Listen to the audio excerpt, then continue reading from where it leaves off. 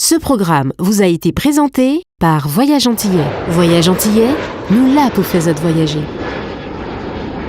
Le festival de Marie-Galante Terre de Blues se déroule du vendredi 17 au lundi 20 mai. Les principales manifestations vont se dérouler dans l'excellent parc du Château Murat où on s'activait encore ce vendredi matin pour aménager les stands, mais aussi l'énorme sono qui va assurer l'ambiance de ce programme ici à Gambourg de Marie-Galante. Je vous rappelle aussi que ce reportage est assuré grâce à Voyage Antillais, mais aussi Magaloc pour vos locations de voitures à Marie-Galante, en Guadeloupe et à la Martinique. Josélène, 22e édition donc, du festival Terre de Blues à Marie-Galante. Vous êtes présidente de l'Office du tourisme de Marie-Galante. Alors que revêt cette 22e édition pour vous? Mais cette 22e édition, c'est une confirmation pour nous de la reprise du festival parce qu'après 3 années, l'année dernière, ça a repris. Et donc, c'est encore une occasion qui nous est offerte de performer, de faire au mieux sur cet événement et de sécuriser en fait la pérennité du festival. Donc, c'est un tournant important pour nous, cette 22e édition. Tout le monde est sur le pont, c'est beaucoup de travail. On a l'impression que le travail s'accentue d'année en année, non? Oui, alors le travail s'accentue d'année en année, d'abord parce que nous avons de plus en plus de festivaliers.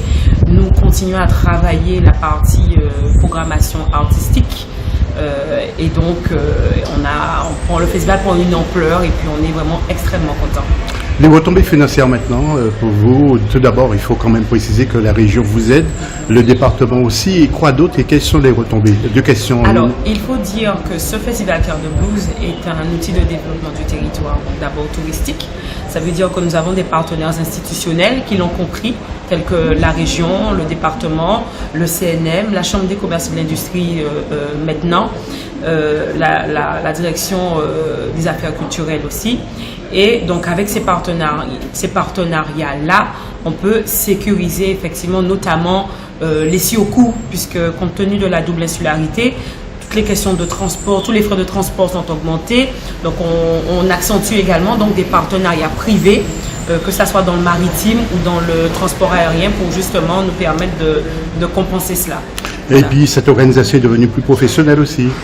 Oui, une organisation de plus en plus professionnelle. C'est vrai que dans les débuts, le festival Terre de Blues, donc Creole Blues à l'époque, sur ce festival, vous aviez beaucoup, c'est vrai, de bénévoles qui s'impliquaient, mais là, un peu plus. Donc, qui dit professionnalisation de l'événement, donc avec tous les intervenants, dit aussi, effectivement, donc, augmentation de ce budget, mais surtout un apport économique important, puisqu'il y a beaucoup de personnes qui font l'objet donc de contrats de travail, donc d'emploi. Les entreprises, l'activité tourne, elle est florissante en tout cas sur cette période-là. On en est très fiers. Puis, Madame la Présidente, il y a beaucoup de choses qui se font autour des manifestations. Il y a beaucoup de choses, il y a des animations donc, dans les restaurants, les Happy Monday, vous avez des animations musicales, parce que nous accompagnons des restaurants sur tout le territoire. Donc c'est lui qui a fait Terre et Gambourg pour que tout le monde puisse vivre ce moment-là. Et puis vous avez d'autres programmations, ça et là, qui se font. Capesterre et Saint-Louis ne sont pas oubliés. Comment Justement, c'est ce que je vous disais. Donc nous accompagnons les restaurateurs pour qu'ils puissent avoir donc, ces animations-là, pour permettre également aux personnes qui sont hébergées sur ces communes-là. Nous avons mis en place en partenariat avec la région un système de navettes pour leur permettre d'aller sur chaque événement. Donc sur les événements donc, qui sont à Murat, ceux qui sont dans le bourg, donc il y a des trajets bien définis. Voilà.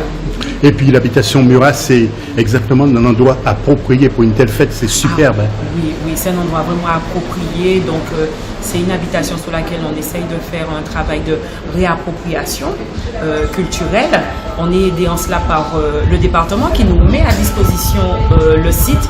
Et je ne sais pas si vous étiez là sur la dernière édition, mais avec donc l'artiste Youssou N'Dour qui nous a fait vivre une musique extraordinaire sous un ciel étoilé, ce sera le cas encore avec tous ces artistes que nous avons aujourd'hui, notamment donc, sur la scène reggae, Kofi et puis d'autres artistes locaux, internationaux. Voilà. Cool and the Gang et Tabou, pour les nostalgiques. Et Tabou Combo. Tabou Combo, donc on dansera jusqu'à tard dans la nuit. Bon, enfin, on a 1 heure quand même pour terminer, mais voilà, le cadre est juste magique et enchanteur. Qu'est-ce que vous attendez de cette 22e édition? Alors, nous attendons donc une confirmation.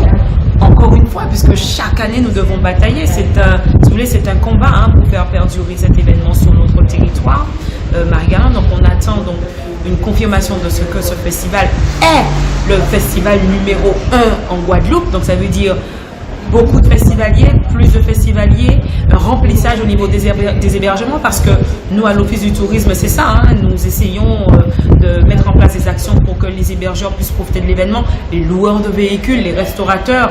Donc voilà, donc on attend un grand retour, j'ai envie de dire, sur investissement. Et en cela, nous avons organisé à partir de cette année une étude pour pouvoir, j'ai pas envie de dire définitivement, mais enfin commencer à travailler, à savoir quelles sont les retombées véritablement économiques du festival. Donc on a commencé ce travail très sérieux avec la région sur cette édition-là. Donc ils viennent donc avec un prestataire pour récupérer des données. Voilà, donc on demande bien évidemment aux gens d'être effectivement dans une sincérité, l'une des sincérités les plus totales, qu'on puisse enfin dire que voilà, notre festival vit, et puis surtout les retombées économiques, c'est maintenant, mais ce sont surtout des retombées, donc c'est pour après. C'est permettre aux gens, au-delà de la vitrine qu'ils ont eu à voir sur 4 jours, de revenir sur notre territoire. Et voilà. puis, dernière question, vous êtes avocate, et vous avez le temps de gérer l'Office du tourisme aussi. C'est du boulot parce que vous avez donné une autre image à cet Office du tourisme qui n'avait rien à voir au bureau qui existait avant.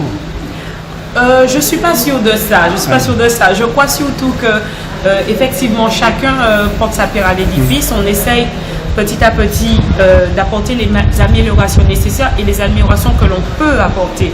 Moi, je suis vraiment sur le festival très contente du fait qu'on ait pu mettre en place ces navettes-là, puisque pour favoriser le déplacement des gens. Je suis contente aussi qu'on ait amélioré la communication, qu'on puisse avoir une communication plus écologique, donc moins de papier. Donc les gens ont la possibilité d'avoir le programme sur le bracelet, etc. Des packs goodies qu'on essaye de former, puisque les gens viennent pour aussi avoir des souvenirs. Et puis à l'Office du tourisme, c'est vrai que j'aime pouvoir accorder beaucoup de responsabilités aux gens. Parce que vous l'avez dit, nous sommes élus. Donc je suis présidente de l'Office du tourisme parce que je suis élue communautaire. Donc j'ai été élue à l'Office du tourisme. Donc ça veut dire que nous avons de part et d'autre nos activités. Et on essaye de structurer tout ça. Justement sur la structuration, nous sommes en train de remettre en place une direction au niveau de l'Office du tourisme. Actuellement, nous avons Cyril Koudou qui est le directeur du festival, avec qui nous avons commencé à travailler il y a quelques mois pour que, in fine, il puisse, s'intégrer naturellement sur le poste de direction de l'Office, puisque nous avons fait un choix pour l'instant, vu les moyens que nous avons, de développer le tourisme par des événements. Et donc, qui de mieux que quelqu'un qui s'y connaît pour pouvoir diriger cette partie-là. Donc, un directeur officiel à venir, une chargée de communication. Donc, nous avons embauché, parce qu'on n'en avait pas, c'est vrai, au sein de l'Office du tourisme, alors aussi il faut des moyens, une apprentie chargée de communication qui se forme avec nous et sur les événements. Nous avons un service accueil qui est effectivement très bien géré, puisque nous avons des gens qui ont une certaine ancienneté à l'Office du tourisme. Donc je veux parler notamment de Madame Claudia Langré qui gère le service accueil, donc accueil des adhérents, accueil des visiteurs avec son équipe de 3 personnes. Donc Monsieur Ronny Montoud qui gère la partie gestion, et puis Monsieur Christina aussi qui nous accompagne. Donc l'idée c'est vraiment de structurer tout ça. Prochainement, ce que nous allons offrir, nous sommes en train de travailler là-dessus, c'est permettre qu'il y ait une sorte de petit guichet unique pour les acteurs du tourisme sur le territoire, pour qu'ils puissent faire appel à leurs organismes, notamment CCI, Chambre des métiers. Donc on prévoit de mettre à disposition donc, un local pour eux, pour qu'ils puissent venir par intermittence avoir accès à ces services-là, à ces chambres consulaires-là. Donc un travail qui se construit, qui se poursuit, et puis voilà. Donc comme je vous l'ai dit, chacun met sa pierre à l'édifice. Nous sommes là pour définir cette politique touristique qui est arrêtée par la CCMG. Voilà, c'est notre mission à l'Office du tourisme. Ce programme vous a été présenté par Voyage Antillais. Voyage Antillais, nous là pour faire voyager.